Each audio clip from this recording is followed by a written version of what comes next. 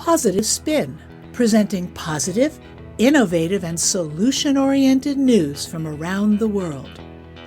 On today's show, we'll learn about the Rebuilding Alliance and its program to build environmentally sustainable homes for displaced Palestinian families. And we'll hear members of the Sikh community speak about the central premise of their faith and their humanitarian work in Los Angeles. Then we'll experience the music of the band Brule, accompanied by American Indian Eagle dancers. Following that, we'll visit the Honoring the Circle ceremony in the Black Hills of South Dakota, where a peace pole is being planted. And finally, we'll hear an excerpt from a speech by Roseanne Barr, 2012 presidential candidate for the Peace and Freedom Party. In our next segment, we highlight the vitally important work of the organization Rebuilding Alliance and its innovative approach to building homes to help Palestinian families return to the land they own. These aren't just any homes. These are state-of-the-art, eco-friendly homes designed hand-in-hand with the villagers themselves. El Aqaba Village invites Israelis and the world community to visit and to advocate with them as good neighbors, to press the Israeli army to recognize their human right to their home and to remove demolition orders in their village.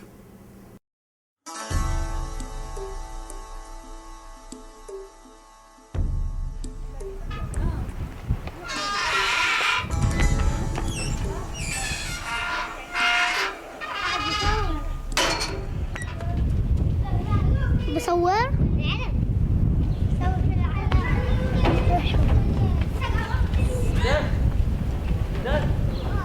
بصورنا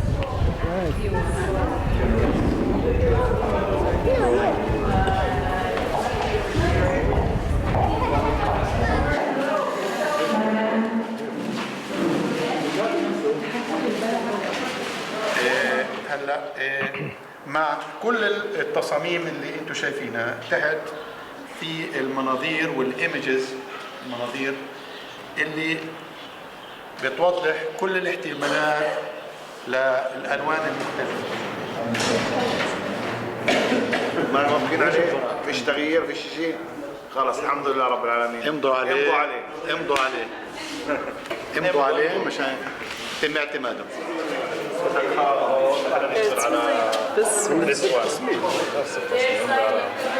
هون امضي هون يا زلمه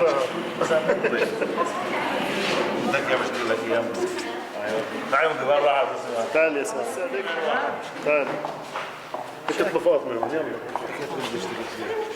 ضربت كتب محمود ما حدا يعني وراك تعال نبيل ايوه مبروك يا اخي مبروك ان شاء الله.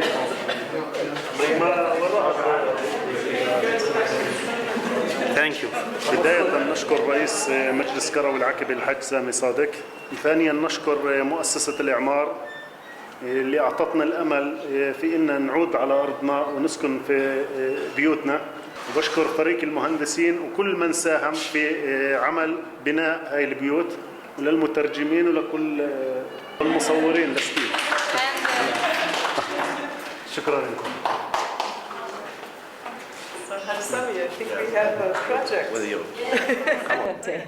The part that I really liked was waking up in the morning and walking to the mayor and our shared thought that we could do this. We could give the families the design that they wanted at the size of home that they needed, making sure that it's a fully functioning, stable, well-designed, earthquake-safe house that meets their needs for 3 bedrooms and at the size that they absolutely required. So that was for me, like, I could see the evening was going to be okay. I think we've fulfilled our mission of delivering 3 houses that can be built for the budget, or for perhaps a budget plus a little bit of an increase in financing. We have created the beginnings of a village plan that can help direct how the municipality will grow over time. We did not explore alternative designs and construction, which is something that we would have preferred to do, partly because of the time constraint and partly because of the need to create the housing with certainty of budget and certainty of constructability. But if there's something that if there's a departure point, it would be, I think, to focus on how we can build more resilient and sustainable buildings, not just housing, but buildings, and perhaps use El Aqaba as a model for that resilience and sustainability. So the charrette gave us this moving target. The press of what families needed and wanted, and then the architect designing beautiful homes that would be beyond anybody's ability to afford. Another metric, another requirement that we not build beyond the family's means, that we not stretch them too far. And even if they were willing to stretch further, investors would be taking the risk if the homes are demolished again. So we can't push too far behind this, too far out of our envelope. So what was that about? Rebuilding Alliance came to the project with an analysis of what families earn. Here we have the first three families: a bus driver, a man who herds sheep, has a good herd of sheep, and a teacher and his wife who's learning to be a teacher too. So possible two-income family, but still really modest incomes. The total number of people in the family is relatively high. They need 3 bedrooms, and that was very clear in the charrette.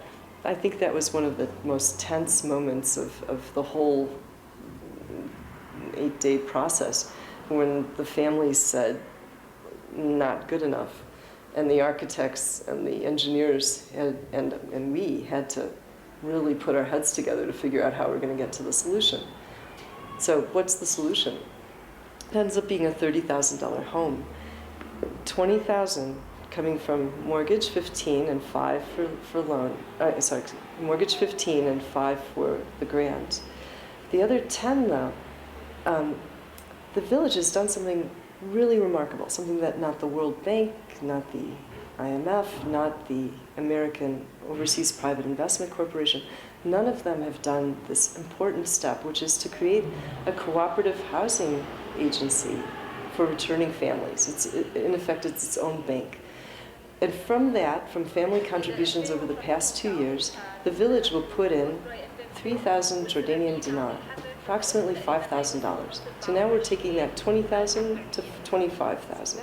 How do we get it to 30? Well, the village has a backhoe. So they will dig their own foundation. And then the villagers are willing to paint. They'll paint the outside and the inside, and they'll bring all the cousins together to do it. So that certainly took off another $1,800. We're very, very close. I think you will come very soon to visit Al Aqaba and to build the houses, because you want to return 700 people here. I think we will come very quickly to visit Al Aqaba and to build the school and the houses and everything in this village, because all the time the people here, he want to peace, he want to live with peace.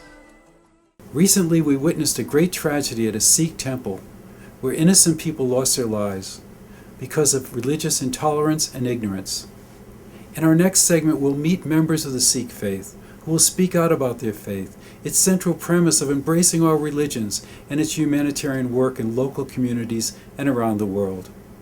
It is our hope that the presentation will shed light on the reality of Sikhism, resulting in greater understanding and respect for the world's 5th largest religion. Khalsa means pure and historically refers to people of Sikh faith inspired to commit their lives to serving humanity and defending the human rights of all. So to us, Khalsa Peace Corps is a group of people committed to serving humanity from the purity of their consciousness. We welcome people of all faiths to serve together and be inspired by the spirit of Khalsa. I was raised in the Christian faith. My husband Ravi was raised in the Sikh faith, and together we founded Khalsa Peace Corps as a non-profit public charity. The father of Sikhism was Guru Nanak, whose spiritual path was to recognize the One in all. With devotion and meditation on the One, our consciousness merges with the One and becomes pure. Through our raised consciousness, we can see the One in all. Living in this consciousness, we serve the One by serving all. The center of Sikh spirituality, the Golden Temple, has 4 doors, one open from each direction, welcoming all faiths to pray together. The unifying spirit of Sikhs did not sit well with the clergies and Mughal emperors who persecuted them. The saintly Sikhs became spiritual warriors and raised a humanitarian force called Khalsa. They battled against forcible conversions. They lived and died as soldiers of conscience. Our son Justin, when he was 8, compared them to the fictional Jedi warriors of Star Wars, the Force of Truth. Sikhs took on a unique identity of saint soldiers. As saints, they committed themselves to lifestyle of daily meditations, to imbibe the consciousness of the One in all. Like traditional saints, they kept their hair uncut, accepting their God-gifted form out of their deep love and devotion to the One. As soldiers, a turban was a practical and traditional solution to manage long flowing hair. Their sword was a reminder to be ever ready to defend the oppressed. Thus, long hair, turban, and sword became the identity of saint soldiers who defended human rights. A Sikh turban stands for right to faith of all. From the inspiration of Khalsa lifestyle, today we are serving 30,000 meals a year in our local community and at Skid Row in downtown LA. We serve these meals the Khalsa way. We travel in a convoy with Monday Night Mission, which is a diverse group of all faiths, cultures, and races. We protect our volunteers and those we serve. Each person is greeted by name and served with grace and respect.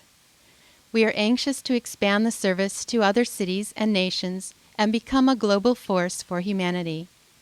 Our network of regional chapters will provide disaster relief and humanitarian aid with security wherever and whenever it is needed. Our community also organizes a peace picnic to bring all ethnicities, cultures, and faiths together to celebrate the UN International Peace Day. Greetings, I'm Harsimran Kaur Khalsa. I'm a Sikh. Here in the South Robertson neighborhood of West LA, we Sikhs celebrate the United Nations International Day of Peace with a peace picnic. We start with a neighborhood park.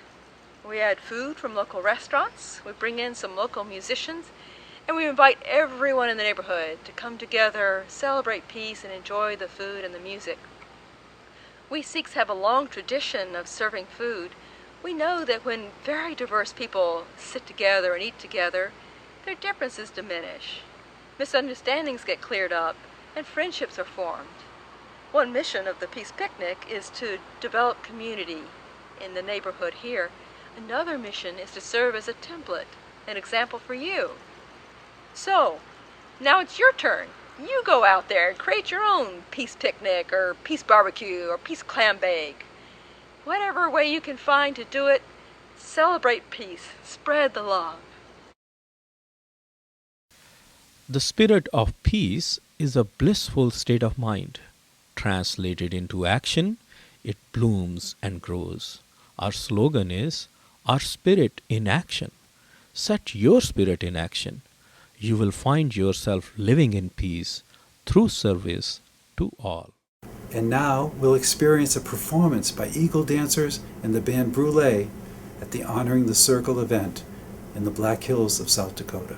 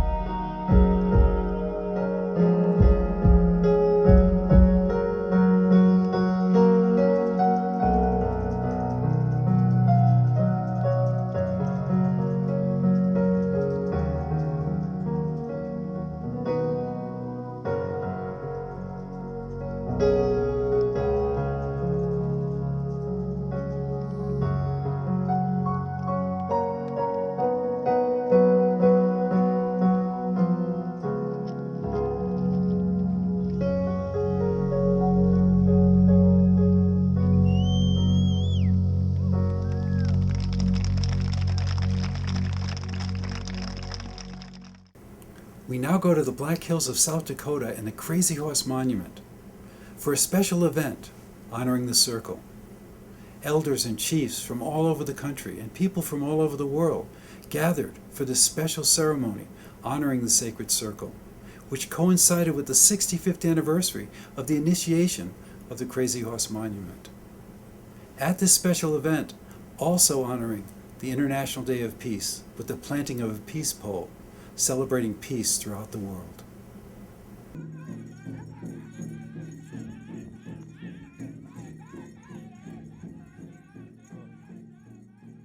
May peace prevail on earth. This is a beautiful movement that has been created all over the world. And so today there's going to be a uncovering of a new peace pole for this land of the Lakota that's going to be given from this circle called Kuta. So they're honoring this moment, Crazy Horse Monument, the influence of Crazy Horse Mountain, to do this event called Honoring the Circle. So we have many speakers for today, entertainers and teachers and those that want to share what this peace is about at this time and why it's so important to have peace, why it's so important to have love, why it's so important to have light on Mother Earth. So everything has changed from the time of Standing Bear to the time of Golden Light Eagle, and you see it behind me, the results of a beautiful change called Crazy Horse Mountain. Peace is a very beautiful thing, and many people in this age of Aquarius that are the relatives that are living at this time that are walking on two legs, and also all this part of nature, the trees and the clouds, everything that has an atom is the foundation of peace. And this nation of peace this is their foundation from this mountaintop. And before you could ever walk in peace, there needs to be an inner peace with yourself first. So before you try to find peace with anybody, find peace with yourself. That's usually the key to just about everything that is. If you want to, don't try to understand anybody until you understand yourself first. Don't try to even love anybody if you haven't learned to love yourself. So with this peace, learn the art of peace, and it comes from within first. Living medicine wheel was my vision. We talked about the law of attraction and about love in sacred places. In this living medicine wheel, I thank you all for coming. You are all in my vision. And you heard my call to come in the name of unity and peace. There's no mistakes why you're here. There's no mistakes why that vision came. And I salute you, and I honor you, and I love each and every one of you. My vision says, because we are joined together at this time and we knew to come, we have peace in our hearts, and we would recognize it today, right now. And we will carry it now and forever. We will remember, and it'll never go away. My daughter gave you the message of believe with the peace pole. This peace pole will be here in memory of all of you and all your relatives and everybody that has come before and will come after for your children's children. As you know, we've talked a little bit about peace and talked about water, and we need to talk a little bit about the air as well. We have clean air over here, and there's no chemtrails. And that's a beautiful thing, because there's a lot of things that are happening on Mother Earth that we need to address and stand up, because We are all in this together. We need to protect the air, the water, the fire, and Mother Earth. We need to make prayers and make ceremony with each other because it's very important at this time. And so this age that was come in, this age of the coyote and the mouse, known as Aquarius, is a very beautiful feminine age of 13, a very sacred time and very sacred vibration and frequency that we need to work together. No more gurus, no more looking outside of yourself. Be everything that you really are. Be your own grandfather, be your own grandmother, be your own god, be your own goddess. Be everything that you think you're afraid of, because that's really who you are. So we need to internalize and go back, straight back into the heart of things, and that's you. And you're the reason why you're here, to help with this evolution called love, to brighten this aura of this beautiful Mother Earth. So we have come a long, long way. It doesn't feel like it, but we have, if you look back for the last 100 years and where we used to be and up today.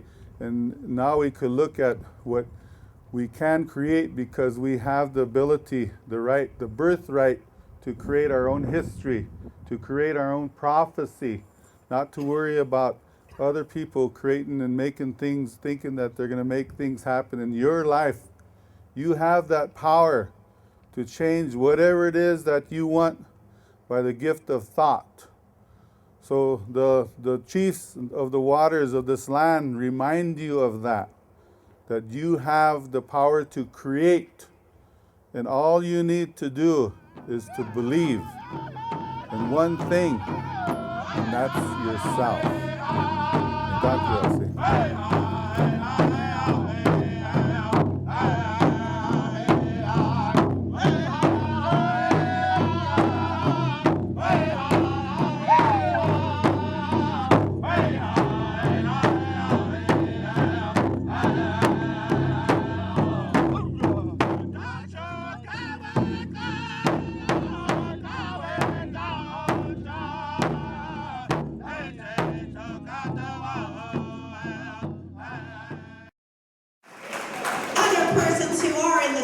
Industries are ashamed of you. You make honest work into a joke. I'm the only serious comedian in this campaign. Most of the other candidates are clowns.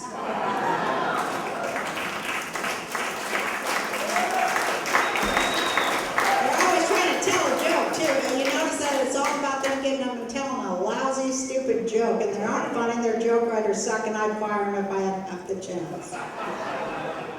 These are clowns who lie to the American people to trick them out of their Social Security and their retirement benefits. Clowns, big, fat radio clowns who tell the starving to tighten their belts. Rush Limbaugh calls himself a comedian. Well, Rush, I'm a comedian. Who knew George Carlin? Who knew Richard Pryor? And I must say, sir, you are no comedian.